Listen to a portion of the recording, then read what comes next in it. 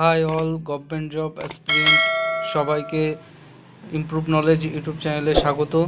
তো আমরা যে সেশনটি শুরু করেছিলাম লুসেন্টের জেনারেল সায়েন্সের বাংলা ভার্সানে ফিজিক্সের মেকানিক্স চ্যাপ্টার, সেই মেকানিক্স চ্যাপ্টারের ফিজিক্সের যে কোশ্চেনগুলি ছিল তার আজকে পার্ট 3 প্রথম পরবর্তী 20টি প্রশ্ন নিয়ে আমরা আলোচনা করব।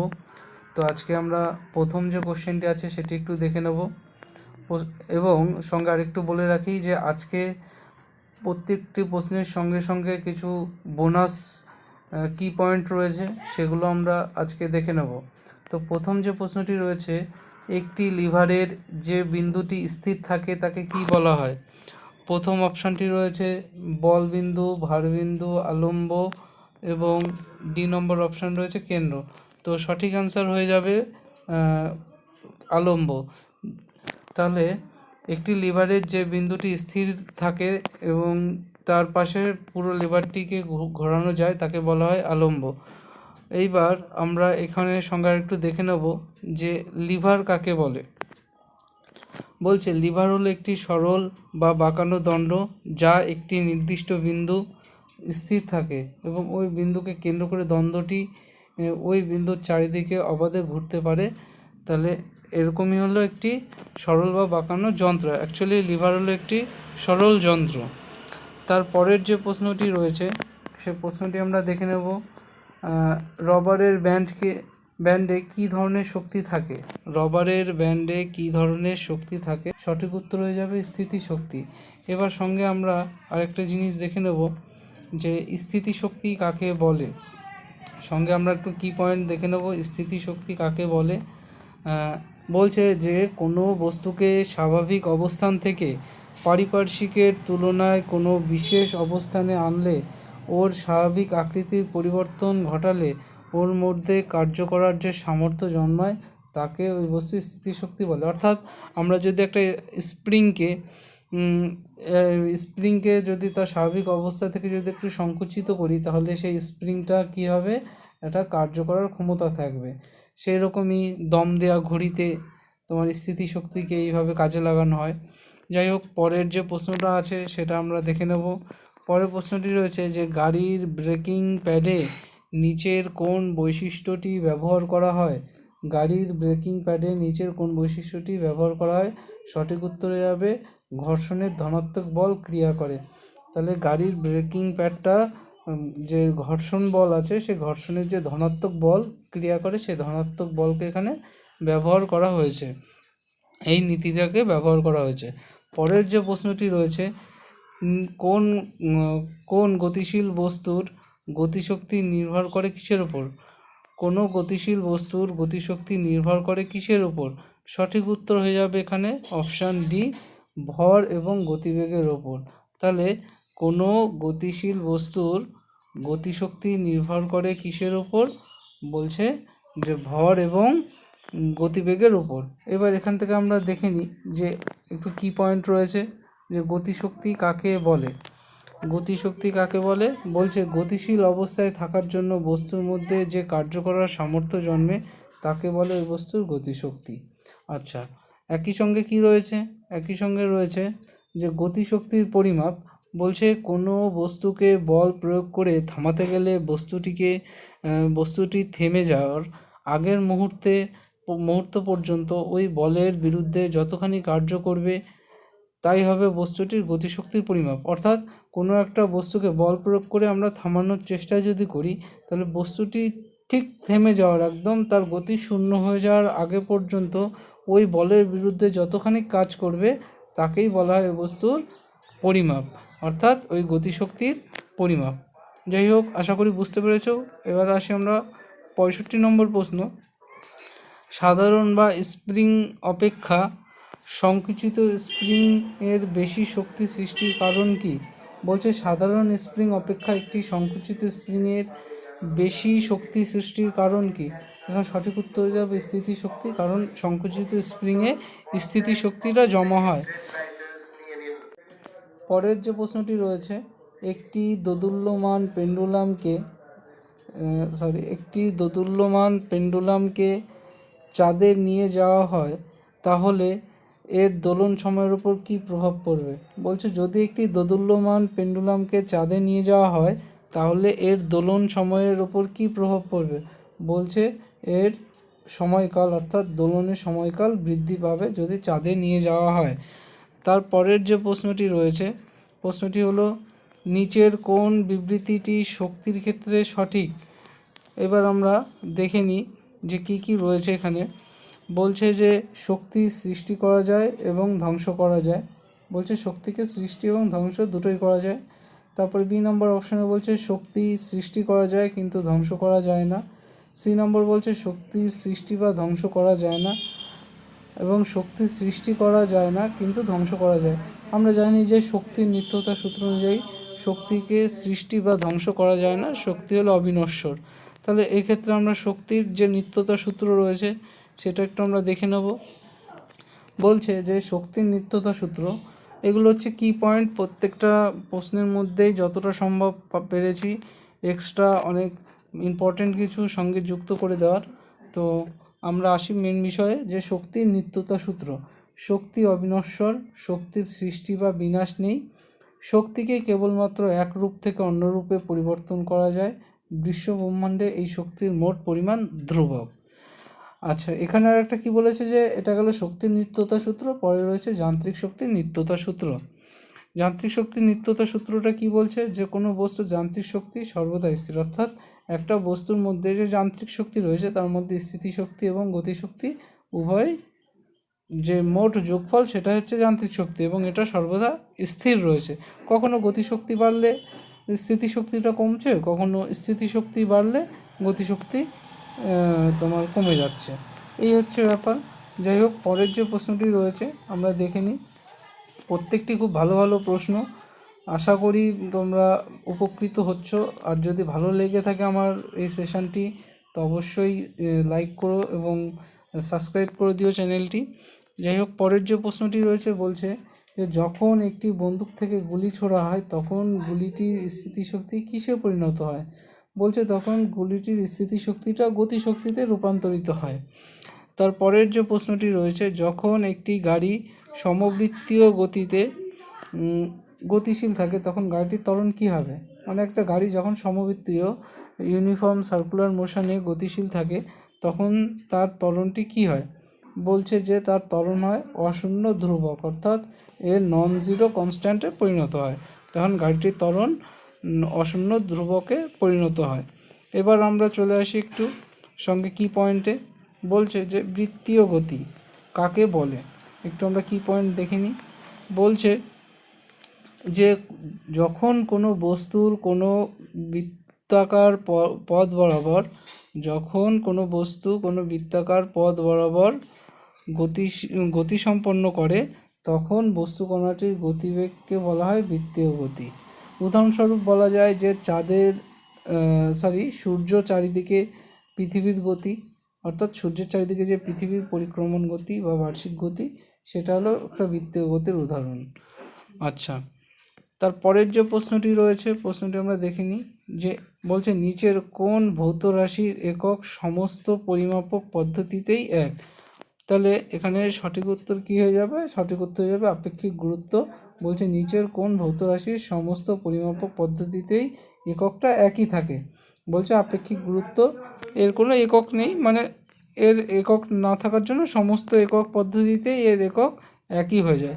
এবার আমরা একটু দেখে নেব যে আপেক্ষিক গুরুত্ব কাকে বলে, স্পেশাল কি পয়েন্ট। আপেক্ষিক গুরুত্ব, এক মিনিট একটু জুম করে নিই। হ্যাঁ, বলছে আপেক্ষিক গুরুত্ব নির্দিষ্ট তাপমাত্রায় কোনো কঠিন বা তরল পদার্থের ঘনত্ব এবং 4 ডিগ্রি সেন্টিগ্রেড উষ্ণতায় ওই বিশুদ্ধ জলের ঘনত্বের অনুপাতকে বলা হয় পদার্থটির আপেক্ষিক গুরুত্ব। অর্থাৎ কোনো একটা বস্তুর যদি একটা নির্দিষ্ট তাপমাত্রায় তার যে ডেনসিটি হবে সঙ্গে 4 ডিগ্রি সেন্টিগ্রেড উষ্ণতায়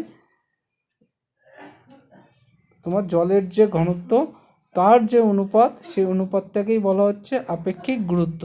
তাহলে আশা করি বুঝতে পেরেছো সবাই আপেক্ষিক গুরুত্ব কাকে বলে।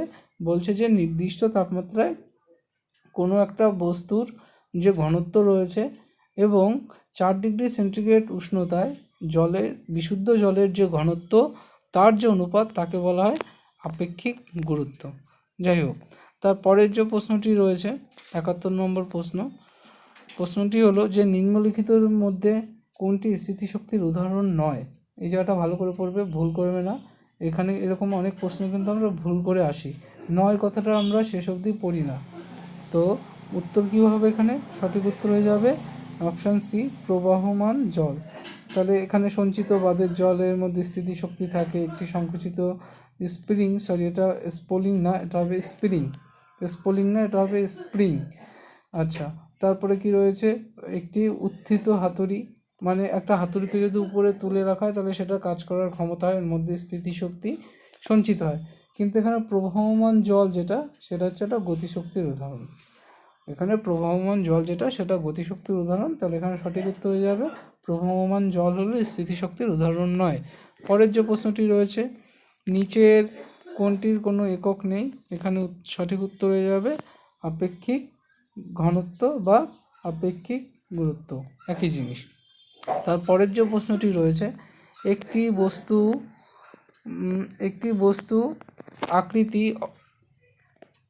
বস্তুর আকৃতি অবস্থান পরিবর্তনের ফলে যে শক্তির সৃষ্টি হয় তাকে কি বলে? বলছে যে একটি বস্তুর আকৃতি বা অবস্থান, এখানে একটু ভুল হয়েছে টাইপিংয়ে, একটি বস্তুর আকৃতি বা তার অবস্থানটা যদি পরিবর্তন করা হয় তার ফলে যে শক্তির সৃষ্টি হয় তাকে কি শক্তি বলে? সঠিক উত্তর হয়ে যাবে এখানে অপশান ডি, স্থিতিশক্তি। অর্থাৎ মানে একটা বস্তু, মানে একটা হাতুড়িকে নিয়ে যদি আমরা উদাহরণ দেখি, একটা হাতুড়ি ধরো এখানে রয়েছে ভূপৃষ্ঠে, এবার এটাকে আমরা তুলে এরকম জায়গায় নিয়ে আসলাম যে একটা পেরেক পোতার জন্য। যখন উঁচুতে তুললাম, মানে কি এর অবস্থান পরিবর্তন করলাম, তখন কিন্তু এই হাতুড়িটার কাজ করার একটা ক্ষমতা তৈরি হলো, যে এই যে পেরেকটা রয়েছে, এই পেরেকের উপর যদি হাতুড়িটা এসে পড়ে তাহলে পেরেকটা ভিতরে খানিকটা ঢুকে যাবে, একটা কাঠ ভেদ করে ভিতরে ঢুকে যাবে। অর্থাৎ তাহলে তারপরে যদি আমরা দেখি যে একটা স্প্রিংটার আকৃতি প্রথম অবস্থায় যেমন ছিল সেটাকে যদি সংকুচিত করা হয়, অর্থাৎ তার আকৃতি পরিবর্তন যদি করা হয়, তাহলে সেই স্প্রিংটাতেও কিন্তু কাজ করার ক্ষমতা তৈরি হবে। তাহলে তখন কি হবে না, তার মধ্যে স্থিতিশক্তির সৃষ্টি হবে। তাহলে আমরা বলতে পারি যে স্থিতিশক্তির ক্ষেত্রে কোনো বস্তুর আকৃতি বা অবস্থান যদি পরিবর্তন করি তাহলে তার মধ্যে স্থিতিশক্তির সঞ্চয় ঘটবে। পরের যে প্রশ্নটি রয়েছে, একটি জলবিদ্যুৎ উৎপাদন কেন্দ্রে চূড়ান্তভাবে কোন শক্তি তড়িৎ শক্তিতে রূপান্তরিত হয়? অ্যাকচুয়ালি দেখো, জলবিদ্যুৎ কেন্দ্রে তোমার এখানে হবে গতিশক্তি, স্থিতিশক্তি নয়। তার কারণ স্থিতিশক্তি ওখানে সঞ্চিত থাকে, কিন্তু যখন জলটাকে ছাড়া হয় সেই ড্যাম বা বাঁধ থেকে, তখন কিন্তু সেই জলটা কী হয়, প্রচণ্ড বেগে নেমে আসে। তখন ওর গতিপথে কি করা হয়, গতিপথে কিন্তু আমরা টারবাইন লাগিয়ে দিই, সেই টারবাইনটা যখন ঘোরে তার থেকে ডায়নামো লাগানো থাকে, সেখান থেকে বিদ্যুৎ উৎপাদন হয়। অর্থাৎ এখানে কিন্তু অ্যাকচুয়ালি আলটিমেটলি চূড়ান্তভাবে গতিশক্তি থেকে তড়িৎ শক্তি রূপান্তরিত হয়। এটা খুব একটা ভালো প্রশ্ন ছিল, এটা খুবই লেভেলের একটা প্রশ্ন ছিল। যাই হোক, পরের যে প্রশ্নটা আছে দেখিনি। বলছে যে দুটি তরঙ্গের শীর্ষস্থানের মধ্যে দূরত্বকে কি বলা হয়? দুটি তরঙ্গের শীর্ষস্থানের মধ্যে যে দূরত্ব আছে তাকে কি বলা হয়? আমরা একটা ছবি এঁকে দেখি। এখানে এই একটা তরঙ্গ আছে, এই একটা তরঙ্গ আছে। অ্যাকচুয়ালি তরঙ্গগুলো তো এরকমভাবে আন্দোলিত হয়, তো সেই অনুযায়ী যে এই যে একটা তরঙ্গ আর এই একটা তরঙ্গ, এই দুটো তরঙ্গের মাঝের যে দূরত্ব তাকে কি বলা হয়? তরঙ্গ দৈর্ঘ্য। এই দুটো তরঙ্গের মাঝের যে দূরত্ব তাকে বলা হয় তরঙ্গ দৈর্ঘ্য। আশা করি বুঝতে পেরেছ। তারপরের যে প্রশ্নটি রয়েছে যে নিচের কোনটি গতিশক্তির সমীকরণ? এখানে সঠিক উত্তর হয়ে যাবে হাফ mv স্কোয়ার, অর্থাৎ হাফ mv স্কোয়ার। তাহলে গতিশক্তি উদাহরণ হয়ে যাবে হাফ mv স্কোয়ার। এখানে m মানে হচ্ছে বস্তুর ভর, m সমান ভর, মানে যে বস্তুটার সৃষ্টি হলো তার ভর, আর v হচ্ছে বস্তুটার বেগ, v সমান বেগ। যাই হোক, পরের যে প্রশ্নটি আছে দেখিনি। বলছে যে তড়িৎ চুম্বকীয় বল, এটা একটা ভালো প্রশ্ন। তড়িৎ চুম্বকীয় বল, স্থির তড়িৎ বল এবং মহাকর্ষীয় বল নিচের কোন শ্রেণীর মধ্যে পড়ে? এখানে অপশানগুলো কী কী আছে? অস্পর্শজনিত বল, অঘর্ষণজনিত বল, ঘর্ষণ বল, আর হচ্ছে স্পর্শজনিত বল। এখানে দেখো, তড়িৎ চুম্বকীয় বল, স্থির তড়িৎ বল এবং মহাকর্ষীয় বল এরা প্রত্যেকেই অস্পর্শজনিত বল, অর্থাৎ এরা কোনো টাচে থাকে না, অথচ এরা পরস্পরকে বিভিন্ন বস্তুকে আকর্ষণ করতে পারে। এবার এখান থেকে আমরা একটু কি পয়েন্টে চলে যাব, কি পয়েন্টে দেখে নেব যে কি কি আছে।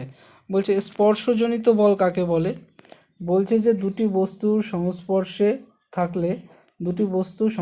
থাকলে ওদের পারস্পরিক ক্রিয়ার ফলে যে সমস্ত বলগুলি কার্যকর হয় তাদের বলা হয় স্পর্শজনিত বল। যেমন ঘাত, টান, ধাক্কা, মানে আমরা কোনো একটা জিনিসকে যদি ধাক্কা দিয়ে সরানোর চেষ্টা করি তখন কী হয়, দেখা যাচ্ছে একটা টেবিলকে কিংবা একটা চেয়ারকে সরানোর চেষ্টা করছি, তখন কী হয়, সেটার মধ্যে আমরা হাত লাগিয়ে সেটাকে সরানোর চেষ্টা করি, তার ফলে কী হচ্ছে, আমাদের কিন্তু সেই টেবিল এবং হাত দুটো স্পর্শ হয়ে আছে, তাই এদেরকে বলা হয় স্পর্শজনিত বল। আর এখানে বলছে কি ক্ষেত্রজনিত বল বা স্পর্শহীন বল কাকে বলে।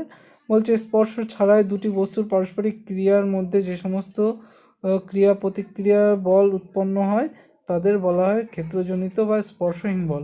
অর্থাৎ যদি আমরা দেখি একটা চুম্বকের পাশে যদি আমরা একটা পিন নিয়ে যাই, ছোট পিন, তো দেখবো যে পিনটা দূরের থেকেই কিন্তু চুম্বকের কাছে আকর্ষিত হচ্ছে, চুম্বকের গায়ে লেগে যাচ্ছে।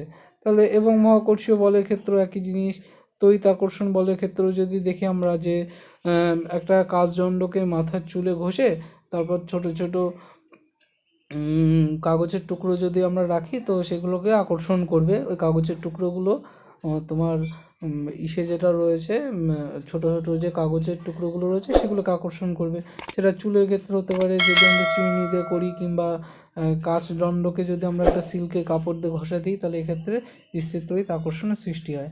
তো আশা করি আমরা সবাই বুঝতে পেরেছি যে স্পর্শজনিত বল আর স্পর্শহীন বল কাকে বলে। তো পরের যে প্রশ্নটি আছে সেটাটি দেখে নেব। ভিডিওটা একটু বড় হতে পারে, কিন্তু আশা করি সবারই ভালো লাগবে, কারণ খুব ভালো ভালো প্রশ্ন আছে এবং সঙ্গে অনেক এক্সট্রা কিছু অ্যাড করেছি। যাই হোক, পরের যে প্রশ্নটা রয়েছে, যদি একটি বস্তুর গতিশক্তি 300% বৃদ্ধি করা হয় তাহলে বস্তুটির ভরবেগ কত বৃদ্ধি পাবে। এখানে সঠিক উত্তরে যাবে অপশন এ, 100% বৃদ্ধি পাবে। একটি বস্তুর গতিশক্তিকে যদি 300% বৃদ্ধি করা হয় তাহলে বস্তুটির ভরবেগ 100% বৃদ্ধি পাবে। তারপরের যে প্রশ্নটি রয়েছে, একটি বস্তুর ভরবেগ 50% বৃদ্ধি করা হলে বস্তুটির গতিশক্তি কত বৃদ্ধি হবে। সঠিক উত্তরে যাবে অপশন বি, 125% বৃদ্ধি পাবে। তারপরে বলছে যে একটি বস্তুকে, এটা একটা খুব ভালো প্রশ্ন, একটি বস্তুকে এক ব্যক্তি 1 মিটার উচ্চতায় তোলে 30 সেকেন্ডে, অপর একজন ব্যক্তি একই ভরের একটি বস্তুকে একই উচ্চতায় তোলে 60 সেকেন্ডে, তাহলে ওদের মধ্যে কার্য অনুপাত কত। অ্যাকচুয়ালি দেখো, জিনিসটাকে 1 মিটার উচ্চতায় বস্তুটাকে তুলতে হবে, এটাই তো আমার কার্য। এবার দেখা যাচ্ছে যে কোনো ক্ষেত্রে কি হচ্ছে যে মানে বেশি বল প্রয়োগ করতে হচ্ছে, মানে একজন ব্যক্তি বল বেশি প্রয়োগ করছে যে কারণে তার সময় কম লাগছে, আর একজন ব্যক্তির বল কম প্রয়োগ করছে যে কারণে তার বেশি সময় লাগছে।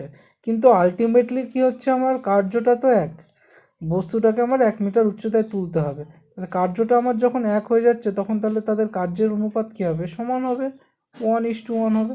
সঠিক উত্তর হবে অপশান বি। তারপরের যে প্রশ্নটি হলো, স্থিতিস্থাপক বাধার মধ্যে ড্যাশ থাকে। বলছে স্থিতিস্থাপক বাধার মধ্যে ড্যাশ থাকে, বলছে ভর এবং শক্তি উভয়ই সংরক্ষিত হয়। স্থিতিস্থাপক বাধার মধ্যে ভর এবং শক্তি উভয়ই সংরক্ষিত থাকে। তারপরের যে প্রশ্নটি আছে, বলছে যে একটি বস্তুর গতিবেগ দ্বিগুণ করা হলে তার ফলে নিচের কোনটি সংঘটিত হয়। বলছে একটি বস্তুর গতিবেগ যদি দ্বিগুণ করা হয় তার ফলে নিচের কোনটি সংঘটিত হবে। সঠিক উত্তরটা কী হয়ে যাবে, সঠিক উত্তর হয়ে যাবে ভরবেগ দ্বিগুণ হবে। অর্থাৎ একটি বস্তুকে যদি আমরা গতিবেগ দ্বিগুণ করে দিই, একটি বস্তুর গতিবেগ যদি আমরা দ্বিগুণ করে দিই তাহলে তার ফলে কী হবে, বস্তুটির ভরবেগ কী হয়ে যাবে, দ্বিগুণ হয়ে যাবে। এইবার আমরা এখানে একটু দেখে নেব যে ভরবেগ কাকে বলে, একটু কি পয়েন্ট। এক মিনিট হ্যাঁ, ভরবেগ কাকে বলে। এখানে ভরবেগ বলতে রৈখিক ভরবেগ দেওয়া আছে। ভরবেগ দুই রকমের হয় মোটামুটি, একটা হচ্ছে রৈখিক ভরবেগ আর একটা হচ্ছে কৌণিক ভরবেগ। তো এখানে দেখে নেব আমরা যে রৈখিক ভরবেগ কাকে বলে। ভর এবং বেগের সমন্বয়ে গতিশীল বস্তুর যে ধর্মের সৃষ্টি হয় তাকে বলে বস্তুর ভরবেগ। আচ্ছা, এখানে ভর হচ্ছে একটি ভেক্টর রাশি, তার কারণ হলো ভর একটি স্কেলার রাশি হওয়া সত্ত্বেও কিন্তু বেগ কী হচ্ছে একটা ভেক্টর রাশি, কারণ বেগের মান এবং অভিমুখ দুই আছে, তাই ভর এবং বেগের গুণফল হচ্ছে ভরবেগ। এর ফলে ভরবেগ একটি ভেক্টর রাশি হয়ে যাচ্ছে। একই সঙ্গে সিজিএস পদ্ধতিতে ভরবেগের একক হলো গ্রাম সেমি পার সেকেন্ড। একই সঙ্গে তোমার যে ইসে রয়েছে এসআই পদ্ধতি, তাতে হবে হচ্ছে কিলোগ্রাম মিটার পার সেকেন্ড। তো এখান থেকে আমরা বুঝে গেলাম যে ভরবেগ কাকে বলে এবং ভরবেগ একটি ভেক্টর রাশি, তার কারণ তো আমরা জানি যে ভর একটি স্কেলার রাশি কিন্তু বেগ হলো ভেক্টর রাশি, তাই এদের গুণফল হয়ে যায় ভেক্টর রাশি। একই সঙ্গে আমরা দেখে নিলাম ভরবেগের সিজিএস পদ্ধতিতে একক হলো গ্রাম সেমি পার সেকেন্ড এবং এসআই পদ্ধতিতে কিলোগ্রাম মিটার পার সেকেন্ড। যাই হোক, পরে আশা করি বুঝতে পেরেছি। পরের যে প্রশ্নটি আছে সেটা আমরা দেখে নেব। বলছে যে নিচের কোনটি রৈখিক ভরবেগের সংরক্ষণ সূত্রের উপর কার্য করে? নিচের কোনটি রৈখিক ভরবেগের সংরক্ষণ সূত্রের উপর কার্য করে? সঠিক উত্তর হয়ে যাবে রকেট। রকেট হলো রৈখিক ভরবেগের সংরক্ষণ সূত্রের উপর, মানে যে কার্যনীতি তার উপর তৈরি। এবার আমরা দেখে নেব একটু কি পয়েন্টে যে রৈখিক ভরবেগ কাকে বলে। বলছে মানে রৈখিক ভরবেগ না, রৈখিক ভরবেগের সংরক্ষণ সূত্রটা কি? এখানে বিবৃতিতে বলছে কোনো বস্তু সংস্থার উপর বাইরে থেকে কোনো বল প্রযুক্ত না হলে বস্তু সংস্থার মোট রৈখিক ভরবেগ অপরিবর্তিত থাকে। অর্থাৎ কোনো একটা বস্তুর ওপর যদি বাইরে থেকে কোনো বল প্রযুক্ত না হয় তাহলে ওই বস্তু সংস্থার উপর যে মোট রৈখিক ভরবেগ আছে সেটা অপরিবর্তিত থাকবে, অর্থাৎ মান এবং অভিমুখ কোনোটাই পরিবর্তন হবে না। সঙ্গে ব্যাখ্যা কি বলছেন, নিউটনের দ্বিতীয় গতিসূত্র অনুযায়ী কোনো বস্তু সংস্থার ভরবেগের পরিবর্তনের হার বস্তু সংস্থার উপর প্রযুক্ত বাহ্যিক বলের সমানুপাতিক হয়। অর্থাৎ যে পরিমাণ আমরা বল প্রয়োগ করব সেই বস্তু সংস্থাটার যে ভরবেগ রয়েছে তার পরিবর্তনও ঠিক সমান অনুপাতে অর্থাৎ সমান হারে হবে। এটাই হলো রৈখিক ভরবেগের সংরক্ষণ সূত্র। যাই হোক, পরের যে প্রশ্নটি আছে সেটা আমরা দেখে নেব। পরের যে প্রশ্নটি রয়েছে বলছে একটি বস্তু কণার ওপর কিছু সময় ধরে যদি একটি ঘাত বল ক্রিয়া করে তাহলে ওই সময় নিচের কোনটি পরিবর্তন হবে? বলছে কি একটি বস্তু কণার ওপর কিছু সময় ধরে যদি একটি ঘাত বল ক্রিয়া করে তাহলে ওই সময় নিচের কোনটির পরিবর্তন হবে? বলছে কি সঠিক উত্তর হয়ে যাবে ভরবেগ। অর্থাৎ একটা বস্তুর উপর যদি কিছু সময় ধরে ঘাত বল অর্থাৎ ইম্পালস অফ ফোর্স ক্রিয়া করে তাহলে ওই সময় বস্তুটির ভরবেগের পরিবর্তন হবে।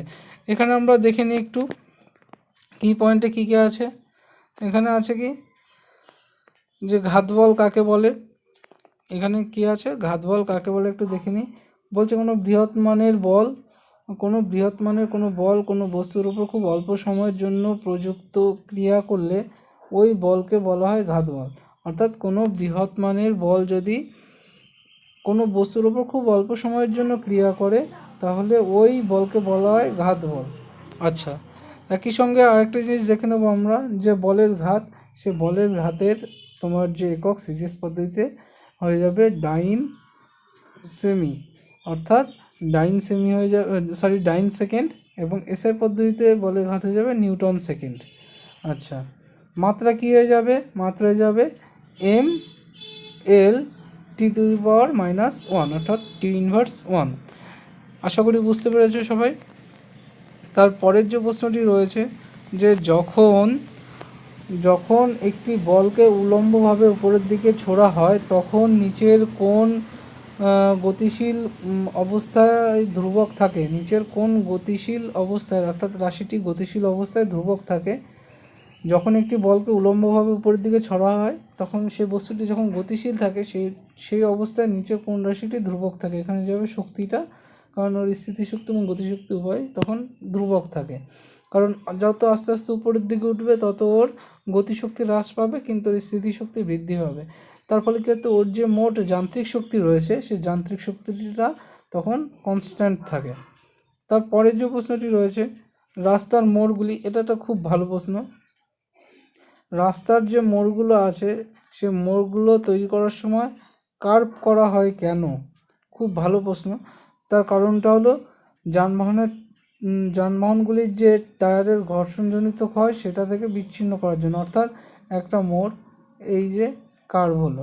তার কারণ কি, যে গাড়িগুলো যখন এইভাবে মোড় দিয়ে যাবে তখন রাস্তার সঙ্গে যাতে টায়ারগুলোর যে ঘর্ষণ হয়, সে ঘর্ষণের ফলে যাতে তার ঘর্ষণের ফলে যে ক্রিয়া হয়, সেই ক্রিয়ার ফলে যে ক্ষয়, সেই ক্ষয়টা যাতে কম হয়। তাহলে সঠিক উত্তর হয়ে যাবে কি, যানবাহনগুলির টায়ারের যে ঘর্ষণজনিত ক্ষয় রাস্তার সঙ্গে, সে ক্ষয়কে বিচ্ছিন্ন করার জন্য রোডগুলোকে কার্ভ করা হয়, মোড়গুলো। তারপরের যে প্রশ্নটি রয়েছে বলছে, যদি একজন শরীরচর্চাবিদ অর্থাৎ জিমন্যাস্টিক্স বিদ একটি ঘূর্ণায়মান টুলের ওপর দাঁড়িয়ে থাকে এবং তার হাত দুটি ছড়িয়ে দেয়, তাহলে হঠাৎ করে হাত দুটি নিচের দিকে নেমে আসে, এর কারণটা কি? এর কারণ হলো কৌণিক ভরবেগ একই থাকে। এবার এখানে আমরা একটু দেখে নেব কি পয়েন্টে, যে কৌণিক ভরবেগ কাকে বলে। বলছে, এক মিনিট, বলছে যে কোনো ঘূর্ণায়মান বস্তুর ঘূর্ণন অক্ষের সাপেক্ষে ঘূর্ণন জড়তা বা জড়তার ভ্রামক কৌণিক বেগের গুণফলকে ওই অক্ষের সাপেক্ষে ঘূর্ণায়মান বস্তুর কৌণিক ভরবেগ বলে। অর্থাৎ কোনো ঘূর্ণায়মান বস্তুর ঘূর্ণন অক্ষের সাপেক্ষে কোনো একটা বস্তু এভাবে ঘুরছে, তাহলে এই যে ঘূর্ণন অক্ষ, এই ঘূর্ণন অক্ষের সাপেক্ষে ঘূর্ণন জড়তা বা জড়তার ভ্রামক এবং কৌণিক যে বেগ রয়েছে, সে কৌণিক বেগের গুণফলকে ওই অক্ষের সাপেক্ষে ঘূর্ণায়মান বস্তুর কৌণিক ভরবেগ বলা হয়। এখানে ফর্মুলা কি, কৌণিক ভরবেগ L সমান mvr। ঠিক আছে, L সমান হচ্ছে অ্যাঙ্গুলার মোমেন্টাম, m হচ্ছে মাস, v হলো ভেলোসিটি, আর r হলো রেডিয়াস। আশা করি বুঝতে পেরেছ। পরের যে প্রশ্নটি রয়েছে সে প্রশ্নটি আমরা দেখে নেব। এক মিনিট। পরের যে প্রশ্নটি রয়েছে 88 দাগের প্রশ্ন, কে প্রথম পরীক্ষাগতভাবে মহাকর্ষীয় ধ্রুবক জি এর মান নির্ণয় করেছিলেন? এর সঠিক উত্তর হয়ে যাবে হেনরি ক্যাভেন্ডিশ প্রথম পরীক্ষাগতভাবে জি এর মান নির্ণয় করেছিলেন। পরের প্রশ্নটি কি রয়েছে, যে একটি পৃথিবীর ব্যাসার্ধ 1% কমানো হয় এবং এটার যদি ভর একই থাকে, তাহলে পৃথিবী পৃষ্ঠে জি এর মান কী হবে? বলছে একটা বস্তুর পৃথিবীর যদি ব্যাসার্ধ 1% কমানো হয় এবং এটার ভর যদি একই রাখা হয়, পৃথিবীর যে মোট ভর আছে সেটা যদি একই থাকে, কিন্তু তার ব্যাসার্ধটা কমানো হলো, অর্থাৎ তার যে আকৃতি বা আয়তনটা কমিয়ে দেওয়া হলো, আকারটা, ফলে জি এর মানের কী পরিবর্তন হবে? সঠিক উত্তর হয়ে যাবে 2% জি এর মান বৃদ্ধি পাবে। আচ্ছা, লাস্ট প্রশ্ন বলছেন, নিম্নলিখিত কোন স্থানে কোনো বস্তুর ওজন সর্বাধিক?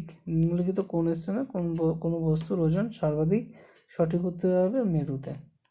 আশা করি ভিডিওটি সবার ভালো লেগেছে। যাই হোক, যদি ভিডিওটি ভালো লাগে তাহলে লাইক, শেয়ার এবং কমেন্টস করে জানিও কেমন লাগলো। আর নতুন হলে চ্যানেলে সাবস্ক্রাইব করে দিও। পরবর্তী ভিডিও খুব তাড়াতাড়ি আসবে। আমরা এরকম পরপর করে লুসেন্টের যে বিশেষ করে সায়েন্সের পার্টটা রয়েছে, সেই পার্টটাকে আমরা আগে কমপ্লিট করব।